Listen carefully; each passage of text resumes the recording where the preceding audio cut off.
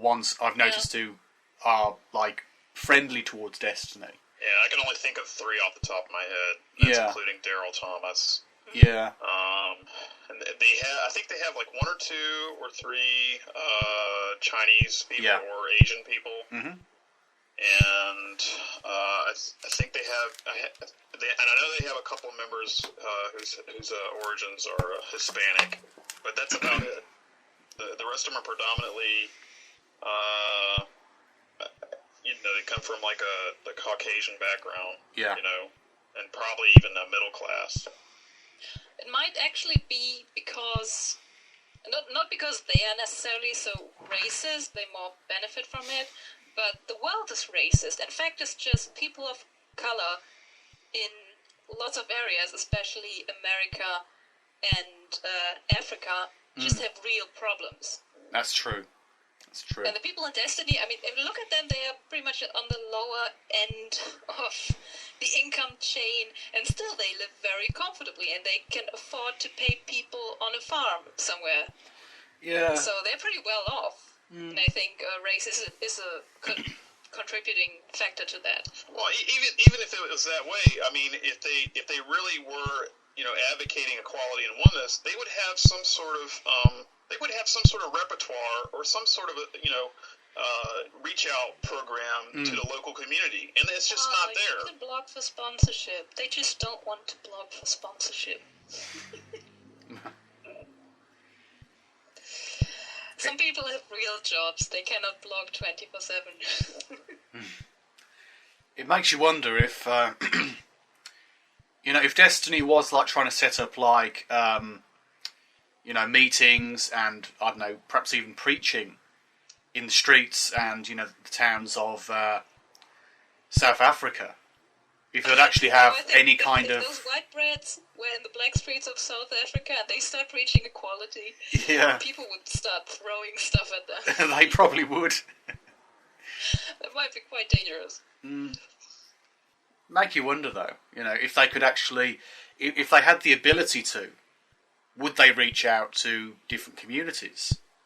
Can they? Have they even tried? Have they even the conception of doing so? Or is it simply... Well, as seems evident, that they... I haven't seen any evidence of them doing that. I mean, so far that I know of, they're sort of a... I know that they're talked about, the Destiny and the farms talked about in the local papers and the local journals. Like they have the local news or whoever does the news over there has taken notice of them. Yeah. And there's sort of like a weird curiosity, And wasn't there this one woman who said she was on TV with the Equal Money shirt? I think she was from Sweden or Netherlands or something around that corner. And then she got the microphone. I think she joined the Occupy people. And then she talked about equality and everything was fine. And then she started advertising Destiny and people were starting to boo her out. Ooh. Because she was trying to advertise her own little scheme thing. They were just like, we're Occupy, fuck off. Well, that's fair. I mean, I went to the Occupy, the London Stock Exchange, just for a day to see what it was like, and there are a few people there who are a bit potty, a bit weird. There were some like fairly mainstream people representing the socialist workers people who were basically about giving more power to the unions, selling socialist papers and such and getting people interested in that. But most people were fairly average. There are a few people there who were like zeitgeist kind of people. Right. But thankfully I never... it's probably a good thing because I don't know what I would have said, but thankfully I never came across anyone who was quite as bad as any Destonian. So... The only bad thing about that is when the people that actually write news articles or you have reporters show up, they will focus on the weirdos. Very true. Because that makes a story. You're not going to focus on Joe Average and the rest of them. Because that's not a story. Especially not for the tabloids.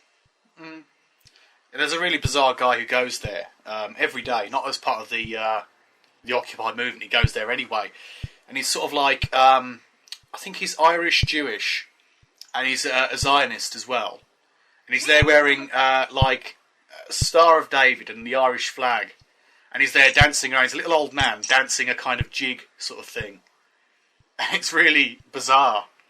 He's just a little old man, around about, I don't know, 70, prancing around. And he's preaching about the Holy Land and all that kind of stuff. So, I'm sure many people are put off by that sort of thing because they think, what on earth? It's very easy to be put off by the weirdos, I think. Oh, we have those on the street every day. Yeah? And people who tell me that Jesus loves me, and I'm like, I don't even know the guy. Yeah. That's weird. I'm sure if there is a Jesus, or if there was, or whatever, in theory, that person would be so far removed from any of these extremists that, if, say, whatever his actual original name was, I mean, it varies in different beliefs, but say Yeshua, say his name was that, rather than Jesus, which was a Greek name, and he would probably be something akin to I don't know, perhaps a John Lennon of the time. I would like to think, if he had ever existed, and I think he probably did. Well, my thoughts on like that is like, when I think about Christ in those times, he almost fits the bill for some sort of like cult leader. Yeah. The only thing really that stands out to me is that he tells people to go give all your wealth to the poor. He doesn't say give all your wealth to me, like say Desteni or some of these other nut jobs like Colleen Thomas or something like that. Oh yeah. No, he's telling people. He told people, give your wealth to the poor and come follow me. He didn't say give it to me and then come follow me. Yeah. And that's the way Desteni does it. Give all your money to Bernard, and once he has enough, he's going to change something about the world. Yeah. I bet he will. I trust him. Because if he has all the money, then we're all equal. Equal money system automatically. Yeah, we're definitely all equal then. Yeah. Yippee-oh-hey. And can't approach his exalted level of equality. Yeah. Yeah, I prefer it if you just work like normal people. Mm.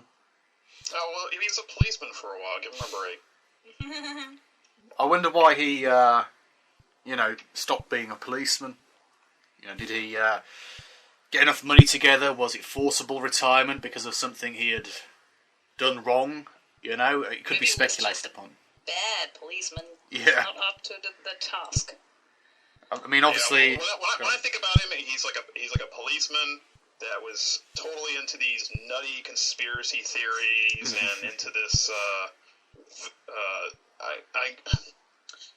What is it called? The light workers stuff. Oh yeah. And I have nothing against that per se. I just don't like what he's doing with this group. He is. I mean, it's one thing to sit there and preach. It's another thing to draw people in to run a scam and to take advantage of these people. Yeah. Him and all these other. There are far more popular nuts like him. I mean, you got like what is it? Randy James. He brings up Sylvia Brown. Do you know who Randy James is? Yeah. I'm sorry, James Randi. Yeah.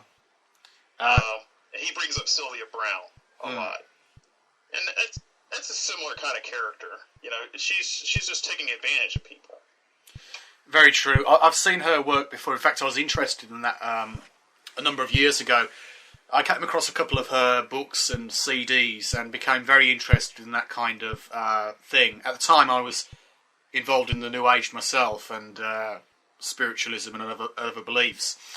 And she seemed to be really good, from a kind of slightly, pickled brain perspective, which I was in. And I watched some of her videos here on YouTube, but then I came across the James Randi videos, and those videos, at first I was like, well, he can't know. He can't say she's wrong. You know, it was kind of like a cult mentality, I suppose, like a level of blind belief, because I already believed in, like, psychics and mediums and that kind of stuff. Right. And eventually it kind of sunk in. Eventually. And I realised, well, hang on. She is just a really bad cold reader.